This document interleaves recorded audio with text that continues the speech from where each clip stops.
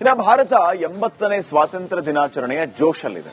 ಈ ವಿಶೇಷ ಸಂದರ್ಭದಲ್ಲಿ ದೇಶದ ಜನರಿಗೆ ಒಗ್ಗಟ್ಟಿನ ಸಂದೇಶ ಕಳಿಸಬೇಕಾದಂತ ರಾಜಕೀಯ ಪಕ್ಷಗಳು ಪರಸ್ಪರ ಆರೋಪ ಪ್ರತ್ಯಾರೋಪದಲ್ಲಿ ನಿರತವಾಗಿದೆ.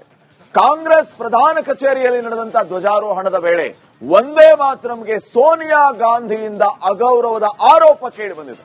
ಇದು ರಾಜ್ಯ ಹಾಗೂ ರಾಷ್ಟ್ರ ರಾಜಕಾರಣದಲ್ಲಿ ದೊಡ್ಡ ವಿವಾದಕ್ಕೆ ಕಾರಣ ಆಗಿದೆ. ಒಂದು ವರದಿ ಇದೆ, ನೋಡ್ಕೊಂಬನ್ನಿ.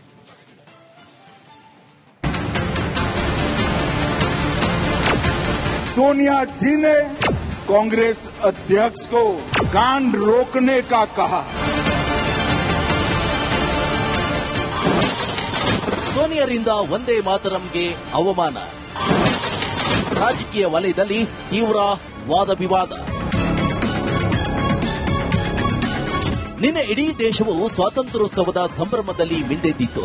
ಆದರೆ ದೆಹಲಿಯಲ್ಲಿ ನಡೆದ ಕಾರ್ಯಕ್ರಮವೊಂದರಲ್ಲಿ ಕಾಂಗ್ರೆಸ್ ಸಂಸದೀಯ ಪಕ್ಷದ ಅಧ್ಯಕ್ಷೆ ಸೋನಿಯಾ ಗಾಂಧಿ ಮತ್ತು ಎಐಸಿಸಿ ಅಧ್ಯಕ್ಷ ಮಲ್ಲಿಕಾರ್ಜುನ್ ಖರ್ಗೆ ಅವರ ನಡವಳಿಕೆ ಕುರಿತು ವಿವಾದ ಭುಗಿಲೆದ್ದಿದೆ. ವಂದೇ ಮಾತರಂ ಗೀತೆ ಪೂರ್ಣಗೊಳಿಸುವ ಮುನ್ನವೇ ಅದನ್ನು ನಿಲ್ಲಿಸಲು ಸೂಚಿಸಲಾಗಿದೆ ಎನ್ನುವಂತ ಆರೋಪ ಕೇಳಿಬಂದಿದೆ. ಧ್ವಜಾರೋಹಣ ಕಾರ್ಯಕ್ರಮದಲ್ಲಿ ಕಾಂಗ್ರೆಸ್ ನಾಯಕಿ ಸೋನಿಯಾ ಗಾಂಧಿ ಹಾಗೂ ಮಲ್ಲಿಕಾರ್ಜುನ್ ಖರ್ಗೆ ವಂದೇ ಮಾತರಂ ಗೀತೆಯನ್ನ ಅರ್ಧಕ್ಕೆ ನಿಲ್ಲಿಸಲು ಸೂಚಿಸಿದ್ರು ಎನ್ನುವಂತ ಆರೋಪವು ರಾಜ್ಯ ಹಾಗೂ ರಾಷ್ಟ್ರ ರಾಜಕಾರಣದಲ್ಲಿ ದೊಡ್ಡ ವಿವಾದಕ್ಕೆ ಕಾರಣವಾಗಿದೆ. ಈ ವಿವಾದದ ಬೆನ್ನಲ್ಲೇ ಸೋನಿಯಾ ಗಾಂಧಿ ವಿರುದ್ಧ ಕಾನೂನು ಕ್ರಮ ಕೈಗೊಳ್ಳುವಂತೆ ಆಗ್ರಹಿಸಿ ದೂರು ದಾಖಲಾಗಿದೆ. ಮಂಗಳೂರಿನ ಊರ್ವ ಪೊಲೀಸ್ ಠಾಣೆಗೆ ಬಿಜೆಪಿ ಮುಖಂಡ ವಿಕಾಸ್ ಪುತ್ತೂರು ಅವರು ದೂರು ನೀಡಿದ್ದು ತಕ್ಷಣವೇ ಎಫ್ಐಆರ್ ದಾಖಲಿಸಿ ಒತ್ತಾಯಿಸಿದ್ದಾರೆ. ಕಾಂಗ್ರೆಸ್ನ ಅಧಿನಾಯಕಿ ಆಗಿರತಕ್ಕಂತ ಶ್ರೀಮತಿ ಸೋನಿಯಾ ಗಾಂಧಿ ಅವರು ಅದನ್ನು ನಿಲ್ಲಿಸಬೇಕು ಅನ್ನುವಂತ ಸೂಚನೆ ಕೊಟ್ಟಿರತಕ್ಕಂಥದ್ದು ನಿನ್ನೆ ಇಡೀ ದೇಶದ ಜನತೆ ನೋಡಿದೆ. ಇದು ಅಪರಾಧ.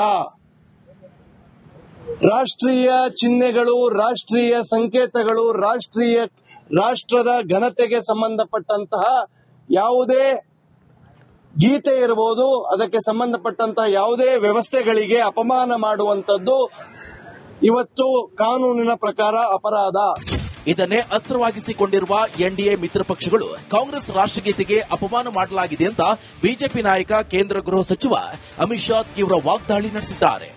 कांग्रेस पार्टी के मुख्यालय पर वंदे मातरम का गान हो रहा था.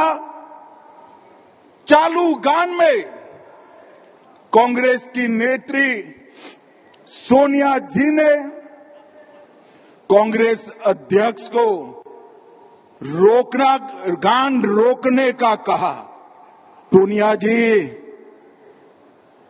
140 करोड़ की जनता आपको देख रही है. आपके द्वारा किया गया ये पाप इस देश की जनता कभी माफ नहीं करेगी, कभी माफ नहीं करेगी. ಇತರ ರಾಜ್ಯ ನಾಯಕರು ಕೂಡ ಕಾಂಗ್ರೆಸ್ ನಾಯಕರ ನಡೆಯ ವಿರುದ್ಧ ತೀವ್ರ ವಾಗ್ದಾಳಿ ನಡೆಸಿದ್ದಾರೆ. ನಿನ್ನೆ ದಿನ ಇಡೀ ದೇಶ ಸಂಭ್ರಮವನ್ನು ಆಚರಣೆ ಮಾಡ್ತಾ ಇತ್ತು. ಭಾರತದ 80ನೆಯ ಸ್ವಾತಂತ್ರ್ಯೋತ್ಸವವನ್ನು ಸಂಭ್ರಮದಿಂದ ಆಚರಣೆ ಮಾಡುವಂತಹ ಸಂದರ್ಭದಲ್ಲಿ ಕಾಂಗ್ರೆಸ್ಸಿನ ಅಧಿನಾಯಕಿ ಸೋನಿಯಾ ಗಾಂಧಿ ಅವರ ನಡವಳಿಕೆ ಪ್ರತಿಯೊಬ್ಬ ಭಾರತೀಯರು ಕೂಡ ಇವತ್ತು ಖಂಡಿಸ್ತಾ ಇದ್ದಾರೆ. ವಂದೇ ಮಾತರಂ 150 ವರ್ಷಗಳು ಪೂರೈಸಿರ್ತಕ್ಕಂಥ ಶುಭ ಗಳಿಗೆನಲ್ಲಿ ಇವತ್ತು ವಂದೇ ಮಾತರಂ ಪೂರ್ಣ ಹೇಳೋದಕ್ಕೂ ಕೂಡ ಸೋನಿಯಾ ಗಾಂಧಿ ಅವರಿಗೆ ಸಾಧ್ಯ ಆಗಿಲ್ಲ ಅಥವಾ ಅಪಮಾನ ಅಂತ ಅನ್ಸಿದ್ರೆ ಇದು ಪ್ರತಿಯೊಬ್ಬ ಸ್ವಾಭಿಮಾನಿ ಭಾರತೀಯರು ಕೂಡ ಇದನ್ನು ಖಂಡಿಸಬೇಕಾಗ್ತದೆ. ನಿನ್ನೆ ದಿನ ಅವರು ಕ್ಲಾರಿಫಿಕೇಶನ್ ಕೊಟ್ಕೊಂಡವರೇ ಅದೇನೋ ಇವರಿಗೆ ಖರ್ಗೆ ಅವರಿಗೆ ಒಂದು ಕುರ್ಚಿ ಹಾಕೋದಕ್ಕೆ ಹೇಳಿದೆ. ನಾನು ಒಂದೇ ಮಾತರಂ ನಿಲ್ಲಿಸಿ ಅಂತ ಹೇಳಲಿಲ್ಲ ಅಂತ ಕ್ಲಾರಿಫಿಕೇಶನ್ ಕೊಟ್ಕೊಂಡವರು. ಇವತ್ತು ಯಾವೊಂದು ಸರ್ಕಾರದಲ್ಲಿ ಪಾರ್ಲಿಮೆಂಟ್ನಲ್ಲೇ ಇವತ್ತೇನು ಅದಕ್ಕೆ ಒಂದೇ ಮಾತರಂಗೆ ಇವತ್ತು ಏನು ಆದ್ಯತೆ ಕೊಡಬೇಕು ಅಂತಕ್ಕಂಥದ್ದು ತೀರ್ಮಾನಗಳಾಗಿದೆ. ಎಲ್ಲರೂ ಅದಕ್ಕೆ ಇವತ್ತು ದೇಶದ ಒಂದು ಭಕ್ತಿಯನ್ನು ತೋರಿಸ್ತಕ್ಕಂಥದ್ದಕ್ಕೆ, ಕಮಿಟ್ಮೆಂಟ್ ತೋರಿಸಲಿಕ್ಕೆ ಇವತ್ತು ಒಂದೇ ಮಾತರಮ್ಮು ನಮ್ಮ ರಾಷ್ಟ್ರಗೀತೆ ಜನಗಣಮನ ಏನಿದೆ ಅದಕ್ಕಿಂತ ಮುಂಚೆನೆ ಆ ಒಂದು ಒಂದೇ ಮಾತರಂನ ರಚನೆ ಮಾಡಿರ್ತಕ್ಕಂಥದ್ದು.